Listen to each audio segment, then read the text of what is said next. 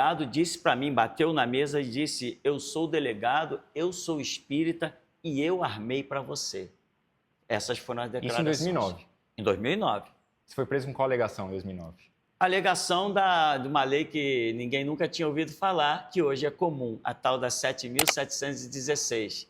Aí eu falei, por que eu estou preso? Ninguém sabia dizer. E, de repente, um policial abriu, vem cá, pastor, vou te mostrar. Porque os policiais não estavam concordando com a minha prisão. Ah, sim. Então, ele falou, pastor, vou te mostrar, senta aqui. Aí abriu lá, tá vendo isso aqui, ó? Você foi preso por causa de racismo. Eu falei, racismo? Eu pensava, racismo, se pensava logo em negros, quando se falava de racismo. Eu falei, mas como assim racismo? Tem tantos negros na igreja? Aí, não, pastor, não sei, um negócio aí de racismo religioso, depois vão explicar para o senhor, tem um pouco de paciência. E essa foi a história. Racismo religioso? Por quê? Porque como eu vim do espiritismo, eu quase fui pai de santo, quase, por um triz eu não fui pai de santo, porque toda a minha família tinha formação católica e principalmente espírita. Eu coloquei uma folhinha assim, de A4, com uma transição da minha vida do espiritismo para o evangelho. Eu contei a minha conversão e isso exaltou muito a ira de um deputado na época, vou falar o nome dele, se você quiser cortar, você fique à vontade. Sim. Átila Nunes, que é um líder conceituado, honorário, né? Como é que se diz? Aquele líder de mérito de vários terreiros de Umbanda do Rio de Janeiro. E ele, enquanto não fez alguma coisa contra mim, ele não sossegou. Então foi a perseguição desse deputado que chegou nesse delegado e aí te prenderam nesse Exatamente. Porque aonde esse delegado estava ministrando, o mandato dele, na época, era também conhecido como DRCI, Delegacia de Repressão aos Crimes de Informática. E como nós sempre aqui gravamos tudo e colocamos no YouTube, eles me classificaram como crime nessa lei 7.716. Mas não durou muito tempo, né? Você foi solto rápido, né? Essa aí dessa época foram 18 dias. Um habeas corpus impetrado por uma pessoa que eu nem conhecia, nunca tinha visto. Não era meu advogado nem nada. Deus tinha te falado que você ia ser preso ou não? Nessa daí, eu ainda não havia compreendido. Nesta primeira prisão, foi uma surpresa. Existia um sentimento, mas eu não acreditava que num país democrático eu poderia ser preso por contar a minha história de conversão, a transição do espiritismo para o evangelho, e muito menos por estar citando textos bíblicos. Porque a Bíblia diz, por exemplo, não adorarás as imagens de escultura. Eu pregava muito isso. Não invocarás os espíritos dos mortos. Eu pregava muito isso. Mas como isso era apenas uma base bíblica e a Bíblia supostamente tem liberdade em solo nacional, eu nunca imaginei uma prisão. Na segunda foi diferente. E o senhor voltou a ser preso por quê, então? Foi a mesma coisa, porque é a mesma lei. A mesma lei? Só que agora, veja, nós estávamos no Shopping Nova América, aqui no Rio, e lá nesse shopping, um rabino com kippah e tudo passou por nós, ele disse que era da Federação Israelita do Rio de Janeiro. E ele passou e disse, quando ele viu as nossas camisas, que são características para todo lugar que vamos, ele disse, vocês são dessa igreja? Eu não gosto do pastor de vocês, eu não gosto da igreja de vocês, e eu sou amigo dos juízes da Federal, e eu sou amigo pessoal da juíza Valéria Caldi. Vocês conhecem? Vocês conhecem a juíza Valéria? Não. Pois é, eu como na mesa dela, eu frequento a casa dela e eu vou armar para vocês. E então, em 2022, né, quando veio o mandado de prisão, embaixo estava escrito Juíza Valéria Caldi Magalhães, exatamente a que o rabino da Federação Israelita havia comentado que ia armar para nós. Tanto foi uma armação que a lei é de 3 a 6. 3 a 6 anos de condenação, ela me deu 18. As matérias dizem que o senhor é a primeira pessoa a ser presa por intolerância religiosa. Sim. É verdade? É verdade. A juíza te deu 18 anos e o senhor ficou? 2 anos e 8 meses. Eu gostaria de frisar só uma coisa. As pessoas dizem assim, o pastor ficou preso, a igreja ficou fechada. Não, Geração Jesus Cristo nunca fechou nenhum dia. Enquanto o senhor estava fora, outras pessoas estavam pregando.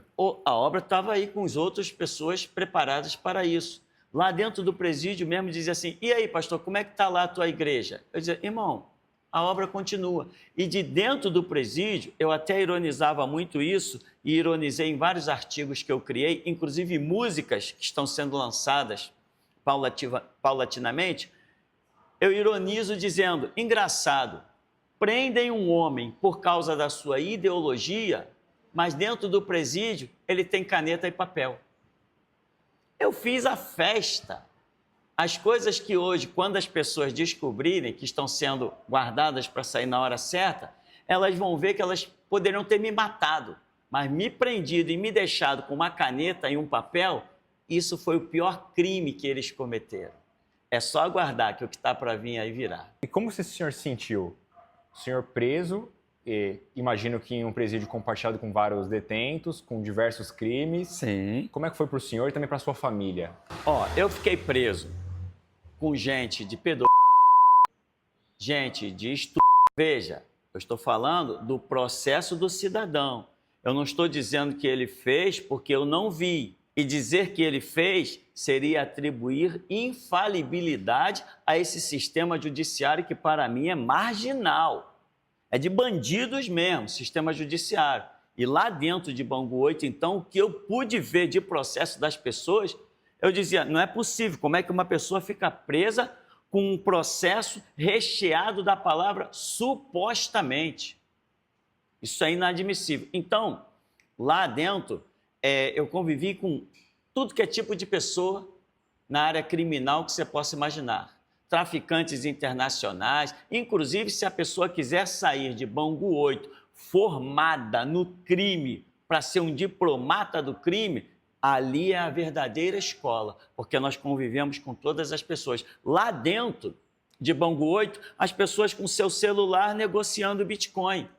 E quando foi ver, qual o motivo da tua prisão? Bitcoin, pastor. Fui preso por causa de Bitcoin. Ué, está negociando aí Bitcoin? Estou negociando. Se o senhor quiser, eu aplico o dinheiro para o senhor aqui agora. Lá dentro, as pessoas nos dando aula, como é que fazia a lavagem de dinheiro. O camarada mostrando, vou transferir o meu dinheiro para a Inglaterra. Agora daqui da Inglaterra, eu transfiro para a Rússia e o banco tem que ser na Rússia. É lá que é irrastreável. E depois de lá, se eu precisar, eu transfiro para onde eu quiser. Dando aula lá dentro da galeria. Livremente. Livremente, com o celular que escolhesse. Se dissesse assim, eu quero um Samsung, o Samsung custava R$4.000. Não, eu quero um iPhone, o iPhone custava R$7.000. Mas era só pedir, no dia seguinte estava chegando. E como eles lidavam com o senhor? Eu fui muito respeitado. Foi respeitado? Foi muito respeitado. Respeitado a tal ponto que, se alguém visse alguém falando comigo, interpretasse que estavam falando alto, asperamente, logo alguém chegava perto de mim e dizia assim, vem cá, pastor, o que é que aquele cara queria? Alguma coisa para a gente resolver? Não, é só o jeito do rapaz falar mesmo, tá tudo bem. Entende? Eu fui realmente até defendido em situações que as pessoas achavam que eu estava sendo hostilizado. E eles disseram assim, eu soube disso e daquilo, esquece o pastor, tá legal? Porque o que acontece? Quando você tem algo fervendo dentro de você, independente do lugar onde você esteja, você acaba falando. Sim. E o conhecimento bíblico, eu também falei dentro do presídio e acabei incomodando um e outro, mas a maioria não, a maioria me pedia culto, a maioria me pedia oração, a maioria, pastor, faz um culto na galeria para nós. Você continua pregando a palavra na cadeia? Não parou nem um dia, nem um instante. Isso não para quando Deus tem um plano. Outra coisa, Galino, é que esta segunda prisão, ela foi anunciada durante 2 anos. O profeta se levantou aqui nessa terra e disse, olha, homem, eu tenho ainda contigo as segundas cadeias. E, inclusive, são cadeias de ouro. O fato de ser ouro compreende uma simbologia que nós conhecemos na Escritura. Então, no período de 2 anos, foi havendo profecias de tempo em tempo, até que, por fim, houve uma profecia em que um irmão disse para mim, pastor, eu já vi tinha um processo com o nome pastor. E eu vi o juiz pegar a caneta e assinar o mandado de prisão. A sua prisão já está assinada e o senhor vai ser preso. Nós ficamos só aguardando. Dali a 2 dias veio o federal e me prendeu. Então essa prisão, como Deus chama de ouro, para nós é gloriosa. Veja, o martírio não denigre o cristão, nem o cristianismo.